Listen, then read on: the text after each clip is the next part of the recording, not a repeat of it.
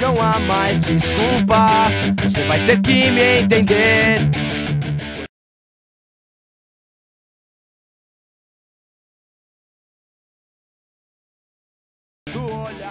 Ação humana, né? Bom, então como é que essa vossoroca começou? Como é que ela surgiu?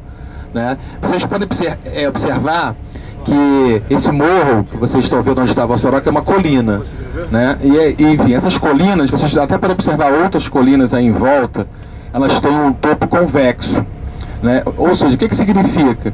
Significa que a água da chuva ela espalha, ela se distribui e não se concentra, né? Como se você jogasse um copo de água em cima de uma laranja ou de uma melancia.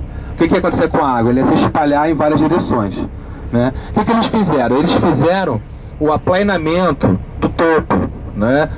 Vocês estão percebendo que o topo ele foi cortado, na verdade, né? Eles pegaram aquele material ali de cima para fazer a praça do pedágio, que a gente acabou de passar ali naquela praça do pedágio, ou seja, foi utilizá-lo como material de empréstimo para a obra. Eles pegaram o topo do morro, né? Cortaram o topo do morro, que era convexo, e deixaram esse topo do morro plano. O que passou a acontecer? A água da chuva começou a se acumular no topo, que antes era convexo, né? E agora é um topo plano, então a água ela se acumula e a água foi procurando um caminho, né, em fim de escoamento. Esse caminho então formou uma ravina, né, e começou a coletar a água da drenagem. Essa drenagem foi, enfim, cada vez aprofundando mais, até que atingiu uma profundidade que começou a aflorar a água subterrânea. E aí você começa a ter então um processo que a gente chama de vossorocamento. Então essa é uma típica vossoroca, vocês percebam que é um canal, né? É um canal erosivo.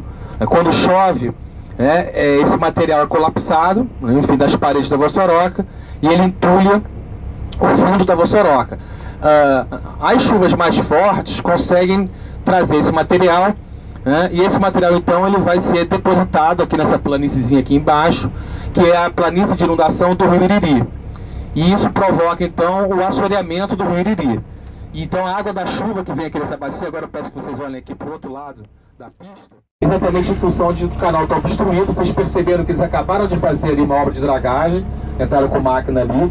Por quê? Porque o canal ficou obstruído e toda essa área aqui é um bairro, também chamado Iriri, né?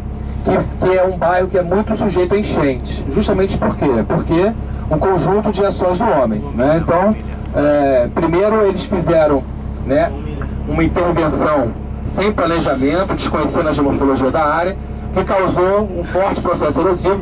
Imagina a quantidade de material que não sai dali, todo evento chuvoso, e esse material se deposita aqui na calha do Rio Iriri. Consequentemente, promove uma série de inundações a montante desse ponto. Então é um típico desequilíbrio ambiental causado por uma obra de engenharia que não teve um bom planejamento geomorfológico, né? Então agora eu vou pedir...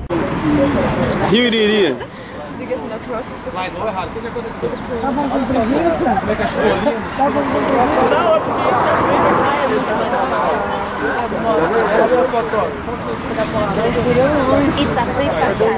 Esse é o Rio Iriri. Olha lá o canal lá, olha lá o canal que está cheio d'água.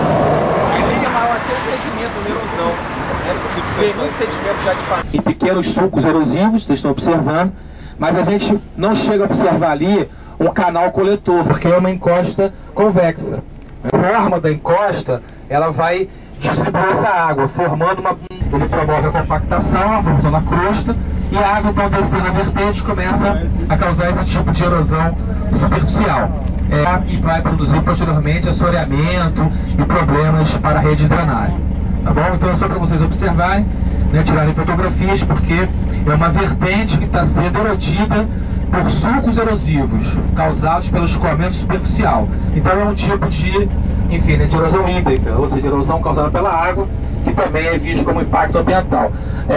Esse tipo de situação, esse tipo de erosão, pode ser facilmente controlado pela revegetação. Basta você combater o escoamento superficial, ou seja, é um tipo de processo erosivo mais simples de ser controlado, né? Mas também envolve conhecimento, envolve pesquisa e intervenção bastante cuidadosa. Os processos erosivos mais difíceis de serem controlados são aqueles que envolvem água subsuperficial ou subterrânea, que são as que vão dar origem a vossorocas e grandes movimentos de massa. A gente vai ver mais algumas cicatrizes aí adiante, tá bom? Alguma dúvida? Também produz outros, enfim, tipos de bebidas, né? Mas a gente vai falar aqui um pouco sobre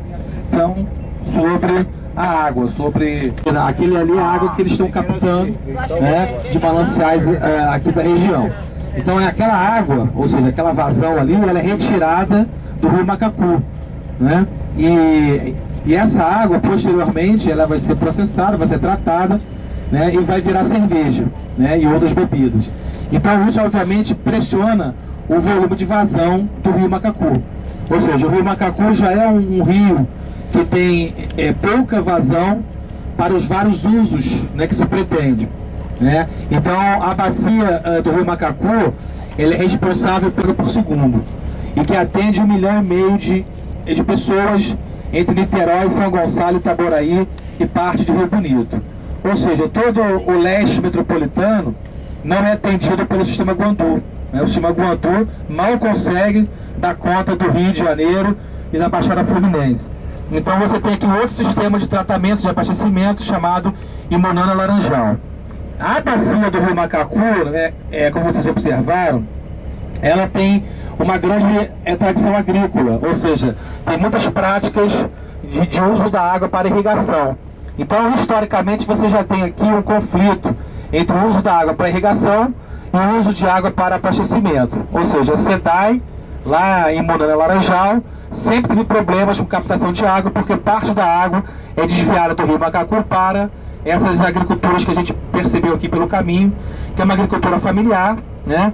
Mas que, enfim, muitas vezes utiliza também uma boa parte desses recursos hídricos. E lembrando que a água de irrigação não volta para o manancial, né? Ela sai do manancial, do rio, e vira alguma mercadoria, vira alface, vira tomate, vira feijão, vira leite, vira carne, vira pasto. Então você tem um decréscimo de vazão. Toda vez que o usuário de água para irrigação tira a água, ele está produzindo, lógico, mas ele está gerando decréscimo de vazão para o rio Macacu. Então existe aqui um conflito já de décadas entre a água para o abastecimento e a água para a agricultura. O que é mais importante? Abastecer 1,5 milhão de pessoas ou permitir a agricultura na bacia do rio Macacu? Então isso é um assunto polêmico, né? Ou seja, a gente tem que permitir que as pessoas tenham acesso à água nos ambientes urbanos, mas também não pode ferir o direito dos agricultores que possuem terras nessa região e que praticam agricultura desde antes desse rio ser destinado a abastecer aquelas cidades. Então é uma questão aí política antiga.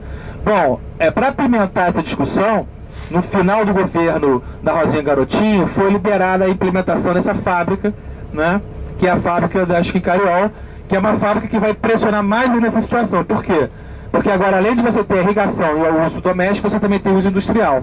Então você tem um terceiro grande usuário para essa bacia e começaram a ter uma série de conflitos, né? Quem é que tem que ficar com a água? Pela nova legislação, em momentos de crise de água, a prioridade é para os seres humanos, ou seja, para o abastecimento. Na última crise de água, que foi em 2007, a cervejaria foi obrigada a parar de funcionar durante um certo período. Por quê? Porque o rio Macacu estava tão baixo, enfim, estava com uma vazão tão pequena que eles foram então intimados a parar a produção. Então, isso aqui é para a gente perceber um pouco, né, como que as atividades industriais, elas podem ter uma importância econômica, né, mas elas também acabam, digamos assim, afetando a natureza, os recursos naturais. E o que é simbólico, né, a gente agora vai descer um pouco do ônibus para bater umas fotos, olhar a captação, é vocês observarem também que a indústria, ela vai estar sempre associada também a concentrações urbanas, né? Então isso aqui era uma área bastante rural, de pouca ocupação, e após a ocupação da indústria já começa a surgir esses núcleos que são, digamos assim, algum adensamento, né? Não chega ainda, né? A gente já é um início de um processo de favelização, né? Então vocês podem ver atrás ali da fábrica, ali passa a estrada, você já tem um morro totalmente ocupado por casas pequenas, né? Enfim, residências que começam a ocupar essas encostas e vão gerando outros problemas, né? Então você já percebe aqui uma transformação socioespacial aqui para essa região, né? O uso industrial, você tem uma série de demandas novas para esse espaço e acaba acarretando esses processos também de ocupação de encosta. Vocês vão ver que Cachoeiras de Macacu já tem um amplo processo de favelização. Muitas encostas já começam a serem favelizadas, ocupações irregulares, associadas a desabamentos, a falta de coleta de lixo, ou seja, problemas tipicamente urbanos começam a ocupar também aqui esse ambiente, né, que até algumas décadas atrás não apresentava esse tipo de problema. Então a gente vai agora só descer para bater a foto, observar ali o processo de favelização e mais adiante a gente...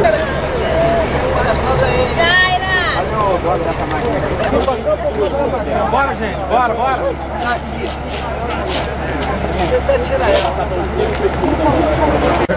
O cara aqui pegou a cobra. Que hora que ela foi tocar, que dá pra me morder, ela já era. É o cara que pegou na cobra, aí. Ela não é venenosa não, pessoal. Não, não é não. Ah, por causa da cabeça. A cabeça dela e a cauda. Bacia hidrográfica do Rio Macacu. Como vocês observaram ali na placa, a gente já está no município.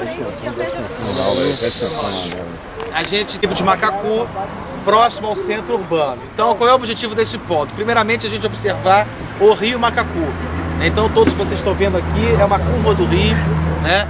O que a gente pode observar?